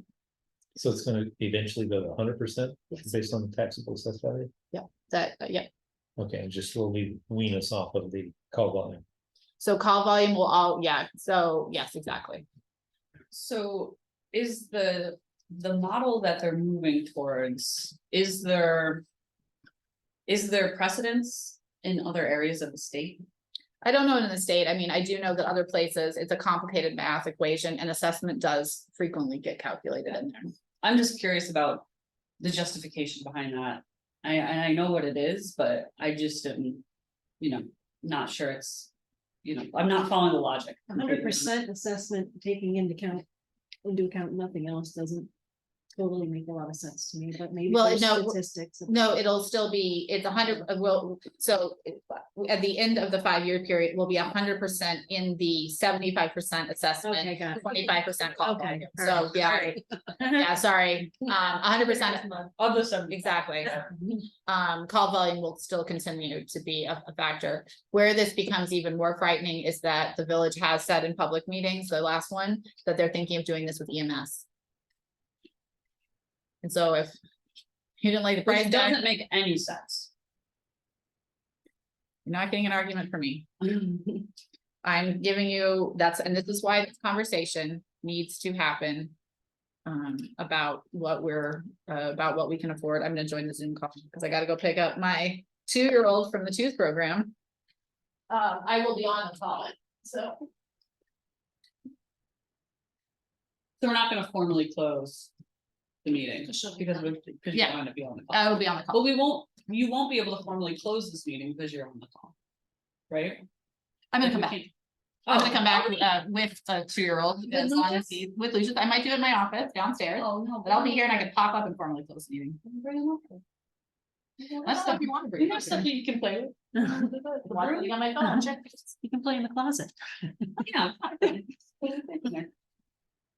Michelle, I'm not taking any of my paperwork. And you're not taking any checks next. Yeah, I'm using. So. Caitlin, do you have any other thoughts that you wanna share? If anybody has any brilliant ideas, Do you wanna turn your video on? yes, I would like to turn my video. If anybody has any brilliant ideas about how to solve this kerfuffle, I'm very open to it. So. I don't know how, I just don't know. I wanna make sure people have ambulances, but I also don't know how at this price point we're gonna be able to continue doing it. Especially if fires continue to go up and we have to provide fire service. So. Anyway. Okay, I'm gonna be on my ear. I can't listen to myself talk and on the video. So I'm going to. I will be here, so I look forward to, what are we doing after this? Nothing? Okay. So looking at the fire budget, that first appropriation line, is what we've been talking about with that 14.43% increase. That next line is something that we want to institute, starting this year. If our work plan allows it, it might be next year.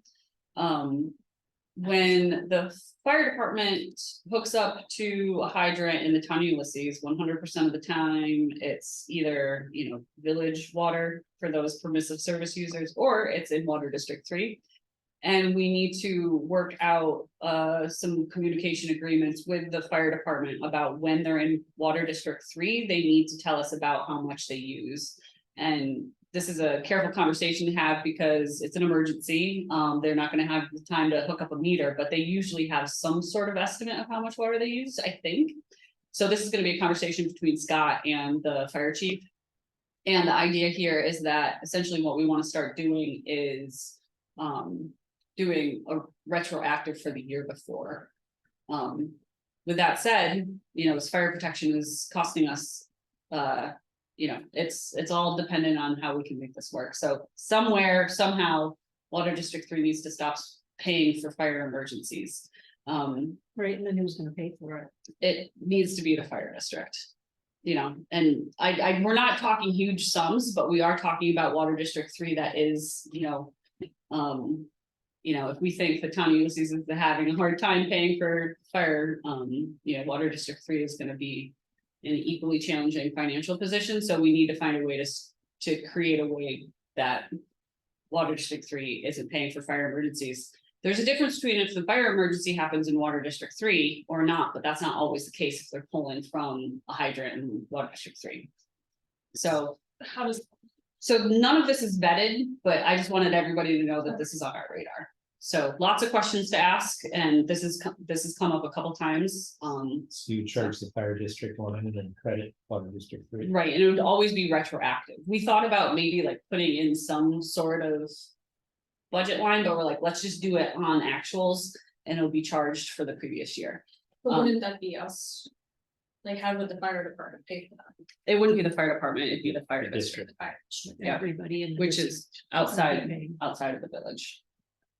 Yeah, so it's just about making sure that the right tax base is paying for the right.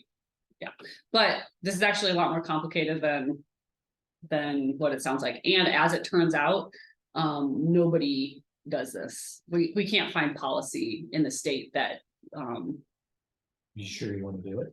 no, we're not. Okay, But I do think it's an important concept that we know that Water District 3 is paying for water for fire emergencies, whether it's in the district or not. Do we think that it's enough to warrant? No, we don't, we have no idea. putting to We have no idea. Policy. Yeah, totally unvetted, but we know it's happening, so it's, you know, it's just something that we've been clawing, you know, we've been ticking Yeah. away at. they know their events, you could just ask them what events, and then oftentimes, if there truly is a fire, Mark is gonna know because they have to call him. Yeah. To link him. fire Yeah. accident. Yeah, and they do notify Scott when they go into a hydrant, so. The next line here is the revenue line, which is just directly offset by that CE line. So that meeting's on Thursday. You know, as everybody knows, that meeting really isn't a time to negotiate the contract, right? So that's just, it's one of those, you know, cyclical patterns that we're in, that we don't have any leverage points, but So we're just gonna go and listen and talk Yeah, about. complain. that's how it This goes. change, like, Yeah. that's a Yeah. change, but then nothing is gonna affect our budget for next year. So Correct. Just thinking Correct. about the It's future. a listening meeting, Yeah, it's informative, but there's nothing, like Caitlin said, there's nothing. We're gonna do about it. So we have to look at this number for this year. Sure, you're. Why we're looking at every.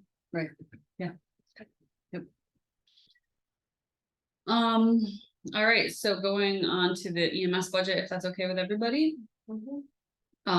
This line 13 is the contract number for this year.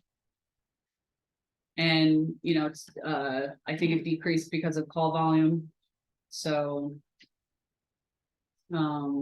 Just a little bit less. And then moving on to revenue for this, you know, unlike the fire district, the EMS budget can receive secondary revenue from ambulance billing. It's gonna come before the board at some point, hopefully before the end of the year. There's a couple fees that we can increase. Just with everything that's been on our plates, it hasn't risen, you know, hasn't gotten onto the agenda yet, but it's coming. I don't think it's gonna make a huge impact. the way that I modeled this budget is for a little bit of a decrease. Our end of year projection is a little bit lower than, excuse me. A little bit lower than, budgeted. Light mortgage tax, ambulance billing is actually low. Excuse me, ambulance billing is actually one of those hard to predict numbers throughout the pandemic. I don't know what's going on with my voice right now. Throughout the pandemic, I talked too much today. Throughout the pandemic, there was a drop in ambulance use. I don't know how to predict this number. I put in a lowball estimate and then the board can tell me if you want me to increase it, but given everything else that we've got going on, I would suggest lowballing the estimate, and I'm sorry if that's not a politically correct term, but I'm suggesting 80,000 with an increase in fund balance appropriation. So if you're looking at line 20, for the 2024 budget, the difference between what we budgeted in 2023 and 2024 is that in column Y there, that 11,484. Because of what we know is coming from these two funds, I would suggest that we stay pretty flat with our fund balance contributions in this fund to flatten the pain of these annual increases. So the reason why this is connected to my projection for the 2024 ambulance billing revenue in line 16 is that if I'm arguing that we should be slightly underestimating that revenue, if we end up getting more than that, we'll just appropriate less fund balance. So to me, this is a balanced in that way annually. So we really have 112,000 in fund balance. In that fund, yeah. Mhm. And this is where, so, and that's 25% of the fund, then that's the estimated, so this is where, the finance committee did its best to work its way through the work associated with the fund balance policy. We're not there yet. We were hoping to have it ready by budget season and it's not ready. So this is where that conversation, that policy would become really handy, with something like this. You mean like, could you offset that increase with fund balance from that? Right. Yeah, and so, the request has been to work our way down on fund balance, and actually, when it comes to managing fund balance, SM fund, the EMS fund is the easiest one to do because there's not a ton of variables. The only variable is that ambulance billing, at least throughout the year. You know what's coming. What's budgeted is what's going to happen besides ambulance billing. So it's a little bit easier. So in this terrible document that Michael, you missed this, my spiel about how This one. I am going to make this. I do want to turn this into charts or something readable. This is- Okay. This is readable. Okay. I know some minds don't work like this though, right? They need to have it distilled, and something that I'm hoping to get is if your mind works like that, I'm very interested in hearing how you want this information presented. But I do want to point out that over the years we have decreased the fund balance in the SM fund, which is, like I said before, the easiest one to really strategically do that with. So during Looks fairly steady. Well, during budget season last year it was at 30%, and this year it's at 25%. So we are, yeah. And I think that, we need a solution. We need some long-term financial planning to really understand what we should be doing with this fund balance. But I think the way that we've been using it right now to offset the pain of the annual increases is appropriate. So that's my justification for billing revenue. I wish if Rich was here, I'm sure he would have some thoughts on it, but if I'm opening it up. So we're using 8,200 for fund balance this year. In 2023. Says revenue. Correct. Yeah. Mhm. And then MedX is keeping up with us. Yeah, so this is just anecdotal. It's hard to know. We don't have anybody on staff who's really assigned to analyze the billing that comes in through, you know, the information that we get through billing through Medix, I think it's a special project that actually should be on someone's plate on a monthly basis, is to take a look at that. At this point, we don't have the ability to, But no, but Manager. they're keeping up with their current, yeah, Okay. so our year to date is in that line, that 53,740. So the projection, you know, it's just a uniform projection for the end of the year. Something, at 95%. and Just to be then safe. do we find out in the meeting with, because there's always about the billing rates, we decided we were gonna try to model it after theirs, so we stayed at the same billing rates. So I met with Joel Fay, the EMS manager, at this point, it was a couple months ago, to match our rates because we're off, you know, their schedules, we're 6 months off of theirs, Right, so they yeah, changed their, so. That's what might be coming to the agenda in the, Okay. you know, before the end of the year, is increasing those rates before the organizational meeting Mhm. to match theirs. And there is a little bit of savings, there's a little bit of research that we have to do, but essentially what we want to try to do, and Joel's been working with some attorney who knows about state law and EMS fees and all that. What he's trying to identify is what are, like, what's the max that in pay for insurance? For instance, at this point, we don't charge, and I can pull up the fee structure. Should I do that? No, okay. At this point, we don't have a fee structure that allows us to charge for MVAs for motor vehicle accidents. But there is a surcharge that the insurance companies will pay for. So we can, so there's some potential revenue there with that. So. He's working on that. Yeah.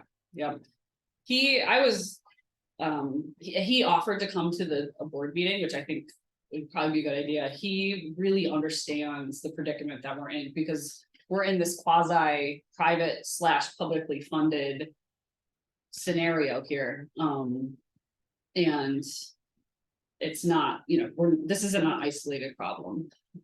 This is a problem across the country. So, yeah. Yes. Hello. Was it your first day of school today? Oh my gosh, and you had a backpack? Oh my gosh. And no shoes? And let the record show, a fellow Ulyssean didn't want him in a car, so she pinched his cheek. And he said, no, thank you. So that's my parenting success for the day. I'm just trying to get him out of said car. And he's like, no. So we can disagree civilly. Come on. Okay, I'm back. He's not bigger than this though. So, I think there is a little bit of work that can be done on that ambulance billing revenue in the coming years to try to maximize how much we can get reimbursed through insurance. But it needs to go on a work plan. So Yeah, we need I to, think what you've got works. Yeah. You know, I wouldn't. You know, given your limited bandwidth. yeah. It's not gonna be that much. If anything, I could see Rich taking issue with the revenue projection for 2024 and increasing it. Which would just decrease the amount of fund balance that. I mean, the 80,000. They shot that hard. Yeah. Yeah. Yeah. Well, that's only $2, so.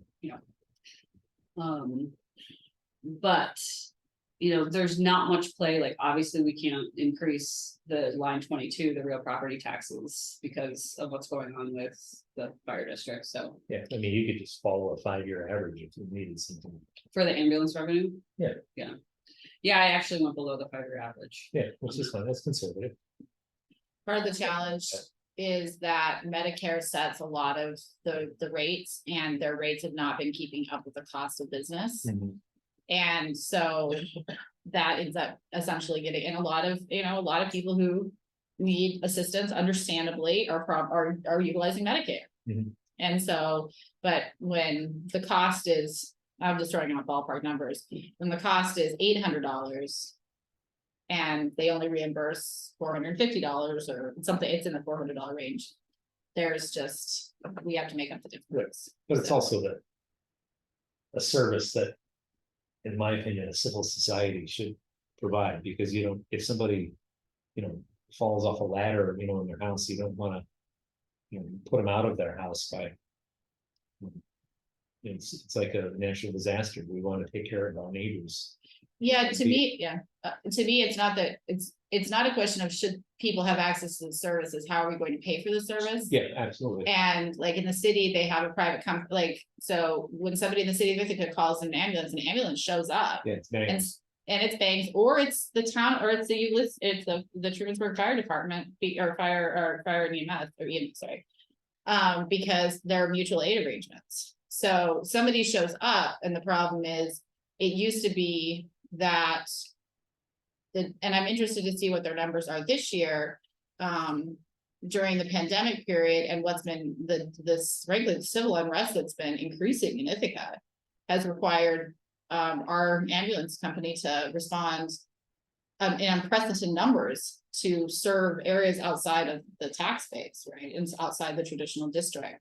And so I want people to get help, but I don't frankly want to pay for Ithacans to get help necessarily from Ulysses tax dollars. Right. This is just a model, this is a broken model. Well, and the one is, are they taking revenue for it? Because one of the ones he brought up was they were transporting 5 points. Absolutely. Made money, but you never saw the revenue stream. from It it. doesn't reduce the cost of the town of Ulysses.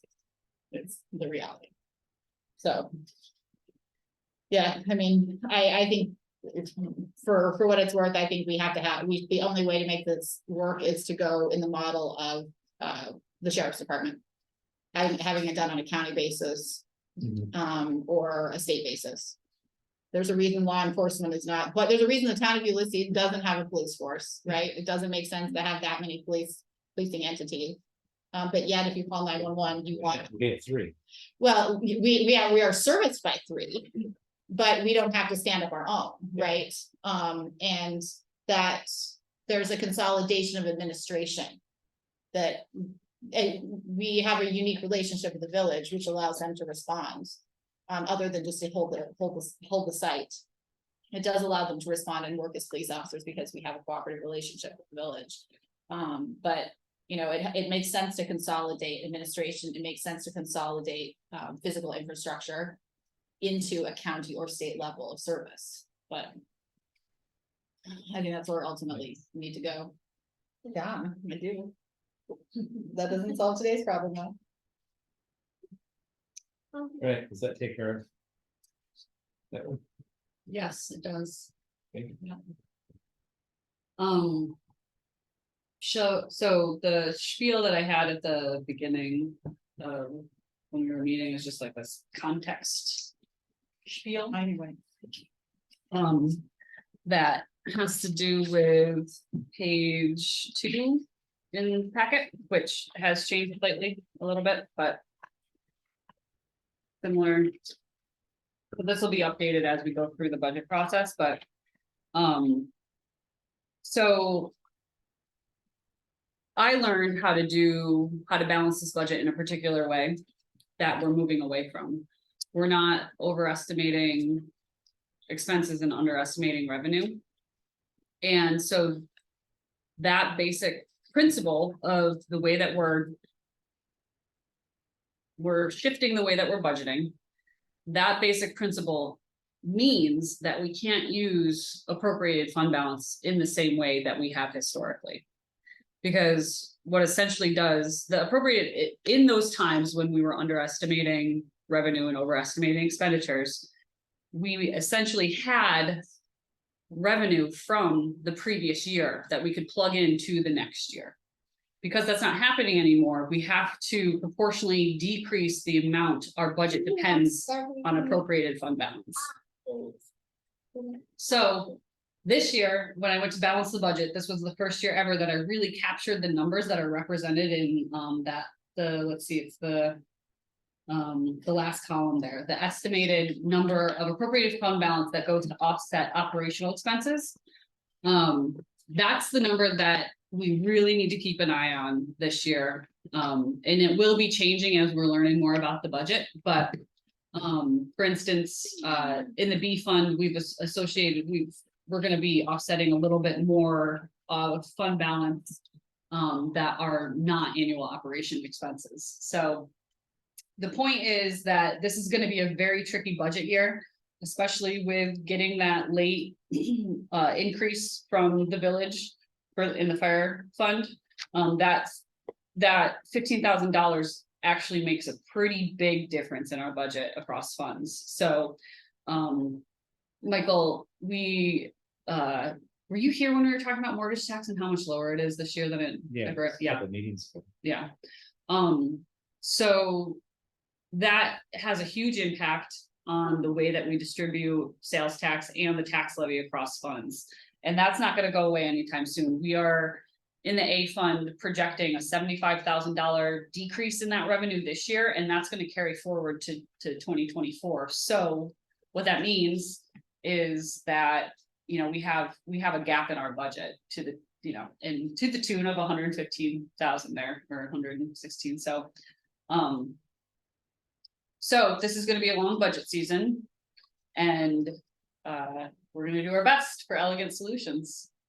Right, and so this, $15,000 extra was new information as of confirmed this morning, so all this material had already been printed. 15,000 Yeah, so when the $15,000 higher, when the village is for the fire. fire, yeah, Yeah. okay. And so that just feeds into the tax cap issues. And so, we're gonna make some adjustments, and so when we come back on Thursday, that 100 and fill in the blank is gonna go down. As much as we reasonably can.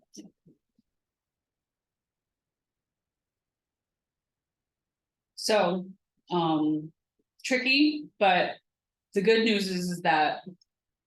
With the way that we're, the way that we're moving towards the budgeting, I think we have a more clear picture about.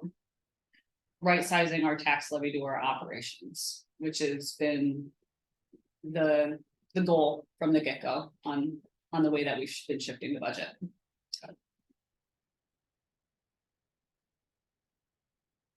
That's my story. And saving. Yeah, I wouldn't say that it's wrong. I think we just need to tighten it up a little bit so that the fund balance doesn't continue to grow. Well, We the slow- point is that it's going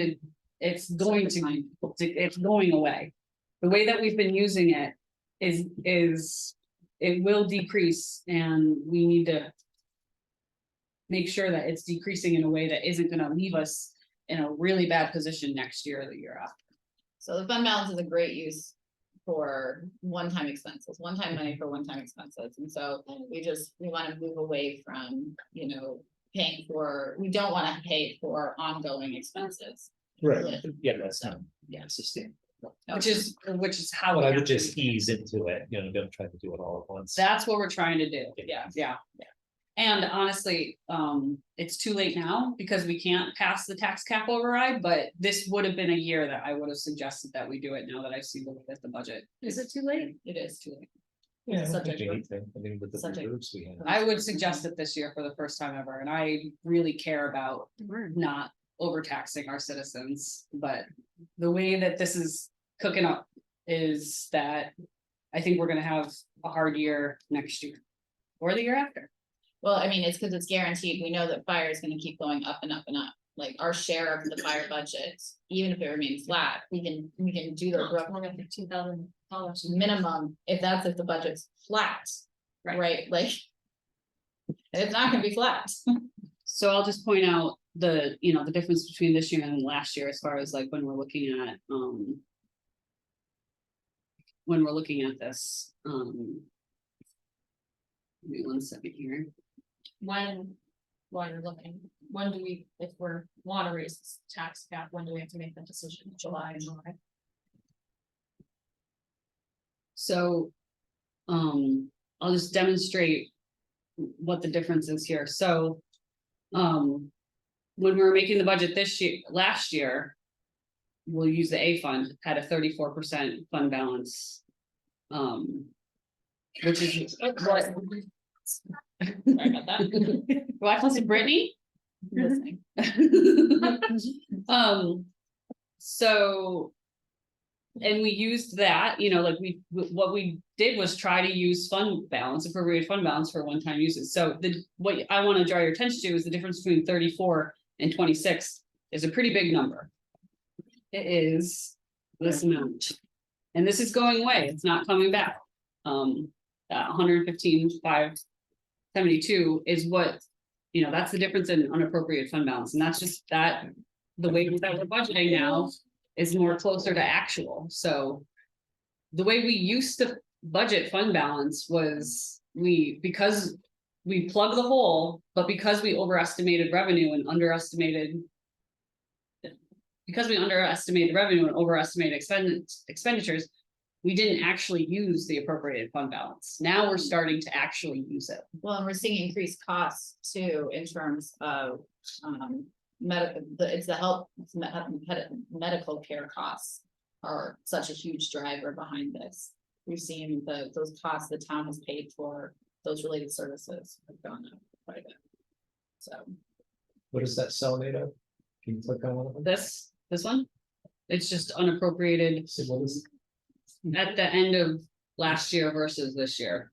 Or it's the estimated for this so year. that's Y minus AV. Mhm. Yeah, and this number is thrown off. This is actually not correct for DA. I'm just gonna erase that because of. We can go into why.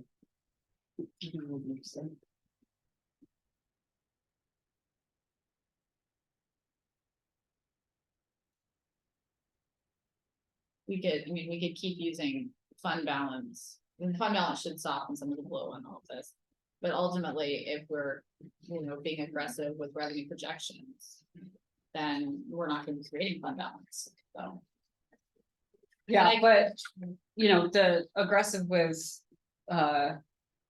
revenue projections, but not in mortgage checks. And maybe not, the way that we've modeled sales tax this year is essentially.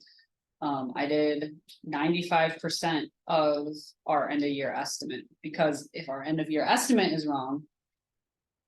And we, say we do a 0% for our end of year estimate for next year, 0% increase, if we match next year's sales tax to this year's sales tax. We get bit twice if we're wrong, if we're under it, Sales tax is up, isn't it? A little bit, Yeah, it's up. It goes up every year, but. I think we need to consider a recession, just for the public good. We need to not be projecting. That, what we're seeing is sales and mortgage tax is, to me, it's like, all right, what's coming next?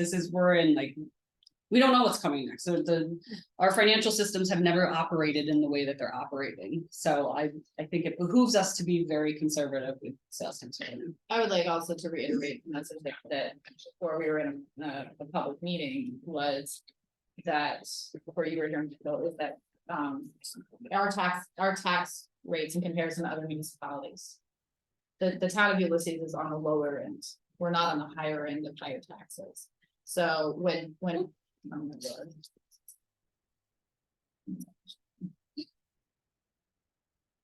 And on that note, fortunately, we're almost at noon, when people are concerned about their property taxes, the overwhelming majority of those taxes are county taxes. They're not town of Ulysses taxes. So, and school taxes, which we have no control. So I'm gonna go turn my car on. Do you have my other AirPod? It's right there.